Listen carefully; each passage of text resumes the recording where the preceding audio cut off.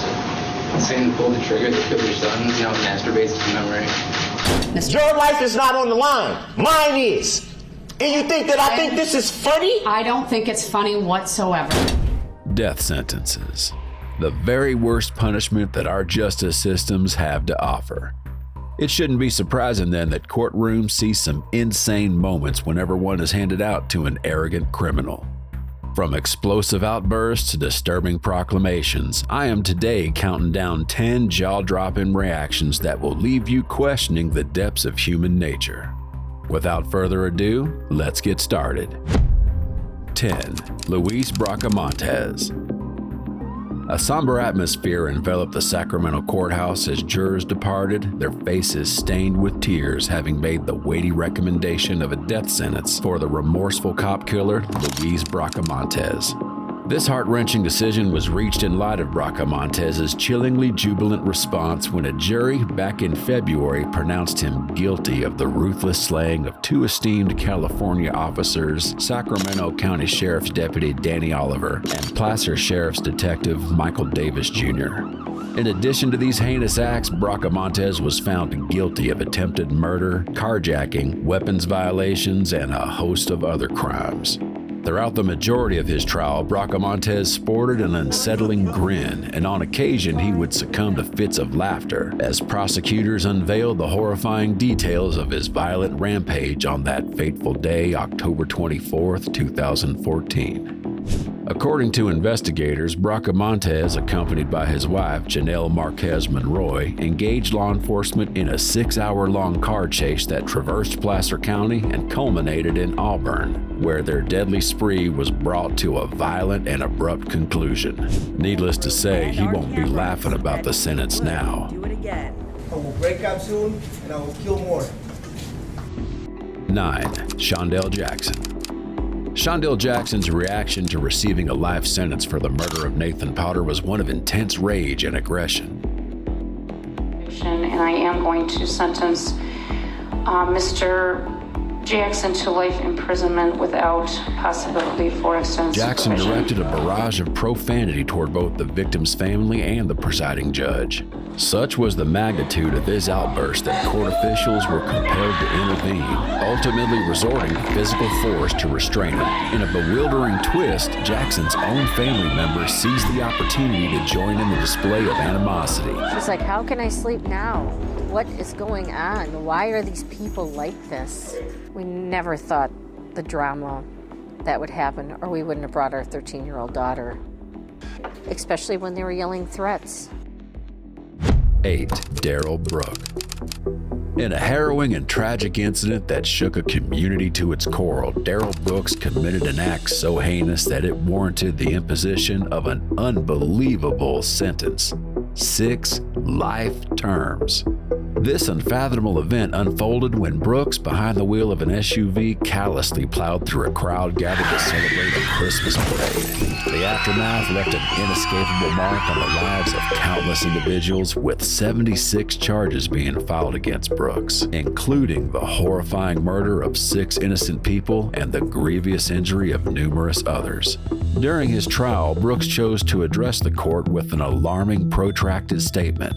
Unfortunately, his words were not those of genuine remorse, but rather a convoluted and absurd monologue. Your life is not on the line. Mine is. And you think that I think this is funny? I don't think it's funny whatsoever. So I think, Your Honor, with all due respect, I think you should show some respect. In response to this shocking display, the court then rendered a sentence that would span nearly 8 centuries. This community can only be safe if you are behind bars for the rest of your life. 7. T.J. Lane. T.J. Lane emerged as a chilling embodiment of a ruthless killer. At the age of 18, he was found guilty of perpetuating a school shooting that claimed the lives of 3 individuals and left 3 others wounded.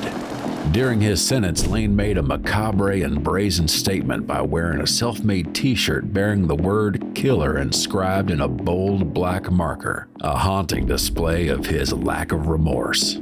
Within the courtroom, an unnerving episode unfolded as Lane abruptly swiveled his chair, directing his attention toward the grieving families of his victims. Your Honor, it's my Johnson pulled the trigger that killed your son, masturbates to memory. Further deepening the anguish and pain felt by those already devastated by his heinous actions. 6. Dexter Johnson. Emotions ran high within the courtroom walls as the gavel fell, sealing Dexter Johnson's fate with a death sentence in 2007. Shockingly, at the tender age of 19, Johnson had already forged a distressingly extensive criminal history. However, it was the heinous acts of murdering and raping Maria Aparis, coupled with the chilling crime spree involving accomplices that claimed 2 more innocent lives, Johnson maintained an unwavering stoicism, fixating his gaze upon the defense table. However, as the verdict was announced, a profound shift occurred. Darrell Johnson, the jury has found you guilty of capital murder. In accordance with the laws of the state of Texas, this court hereby assesses your punishment of death. Then, in a startling display of violence, Johnson launched a chair across the room. Chaos ensued as officers swiftly apprehended him, endeavoring to restore order amidst the turmoil that erupted in his wake. 5. Brice Rhodes. As the trial of Brice Rhodes unfolded, a haunting aura of anger, volatility, and bewilderment surrounded the defendant. Confronted with the grim reality of facing either the death penalty or life imprisonment for his triple homicide, one would anticipate a state of profound distress. Yet Rhodes defied expectations, exhibiting a striking absence of remorse or anguish. From the outset, Rhodes disrupted the court proceedings with his erratic behavior. Outbursts punctuated the trial, and he launched accusations at the judge, alleging connections to the KKK. You denied all my motions. Every motion I've had, you didn't deny it. Are you some type of racist? Or you got some type of sexual relationship going on? Which one is it? Are you a secret Ku Klux Klan member? No, sir. Is that what you really are? No. Okay. In a shocking act of contempt, Rhodes even spat on a lawyer. We're gonna find out, though. We're gonna find out real quick. Time to set. Amidst this disconcerting display, Rhodes' defense counsel contended that a competency evaluation was warranted, suggesting underlying mental health concerns. This did not sit well with the victim's family. He should be executed. Yes. It's frustrating probably to the judge to see him keep doing what he's doing. But what can you do? 4. Ted Kaczynski. Ted Kaczynski, widely known as the Unabomber, received a profound punishment befitting his reign of terror as a domestic terrorist. His heinous acts involving the dissemination of explosive devices throughout the mail resulted in 3 fatalities and inflicted nearly 24 injuries upon innocent victims. Following his sentencing, which encompassed a staggering 8 life sentences, an intriguing and unsettling turn of events unfolded.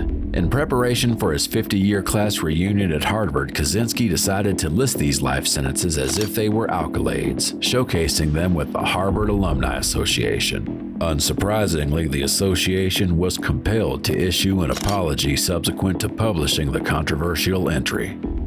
3. Michael Marin. In a tragic turn of events, Michael Marin's courtroom reaction to his arson conviction in Phoenix, Arizona took a grim and shocking twist. As the guilty verdict was delivered, cameras captured Marin placing his hands over his mouth, seemingly stunned by the outcome. Moments later, he nonchalantly reached for a water bottle on the table before him and took a drink. A few moments later, Marin was on the floor convulsing. He had taken his own life. Subsequent toxicology examinations conducted post-mortem conclusively revealed that Marin had administered cyanide to himself as a means of self-poisoning directly following the pronouncement of the verdict.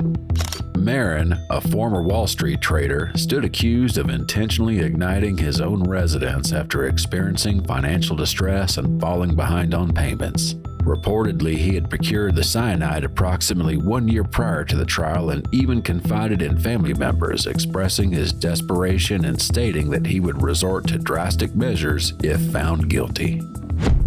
2. Ricky Hand.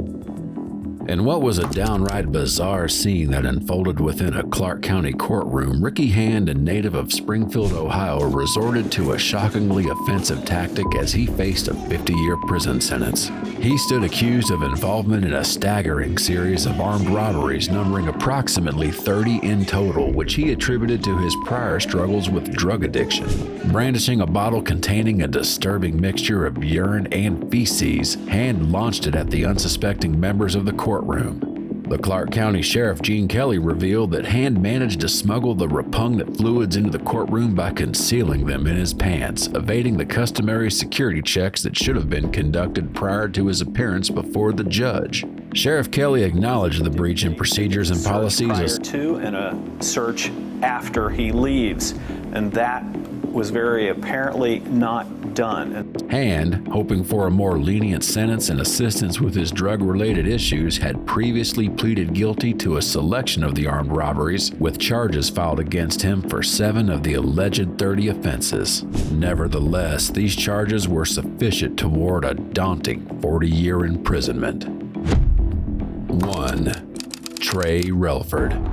So far on the list, we've had some very violent, downright appalling reactions in the courtroom, but this one, it takes the cake for a very special reason. The reason behind this sentencing unfolded in April 2015 when Salahuddin Jitmud, a dedicated Pizza Hut delivery driver, was brutally stabbed and robbed while making one of his final deliveries for the evening in Lexington, Kentucky. Authorities arrested 3 individuals in connection with the crime, yet Trey Relford was the sole individual indicted by the grand jury. Although he denied committing the murder, evidence suggested his involvement in orchestrating the robbery. Trey, however, found himself confronted with an unprecedented act of forgiveness, as Abdul Mudam Sambat Jitmud, the grieving father of the victim, chose to embrace and forgive Relford. My dear nephew, Trey, I don't blame you for the crime you committed. I blame the devil who misguided you and misleading you to do such a horrible crime. In court, Jitmud conveyed a message of hope to Relford, urging him to seize the opportunity for a new chapter of goodness in his life. Relford, after pleading guilty to charges of complicity to murder, complicity to robbery, and attempted evidence tampering, received a sentence of 31 years in prison for his role in the stabbing death of Jitmud. That is all for this video, folks. Check out some other videos if you like this one, and don't forget to subscribe to the channel while you're at it.